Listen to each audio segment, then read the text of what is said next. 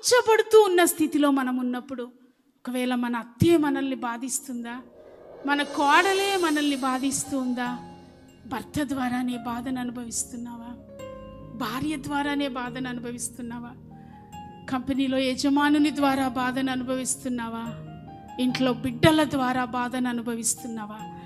ఏ బాధ నీలో ఉన్నా బాధించబడుతున్న నిన్ను ఆయన విడిపిస్తాడు.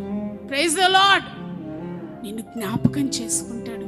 దేవుని బిడ్డలారా, మనుషులు మనకన్నీ బాగా ఉన్నప్పుడు, అన్ని సమృద్ధిగా ఉన్నప్పుడు మనుషులు మనల్ని జ్ఞాపకం చేసుకుంటారు. కానీ ఆ దేవుడు నీవు బాధపడేటప్పుడు నిన్ను జ్ఞాపకం చేసుకుంటాడు. నువ్వు దీన దశలో ఉన్నప్పుడు జ్ఞాపకం చేసుకుంటాడు. ఏ తోడు లేని ఒంటరితనంలో నీవు ఉన్నప్పుడు నిన్ను జ్ఞాపకం చేసుకుంటాడు. అనవసరంగా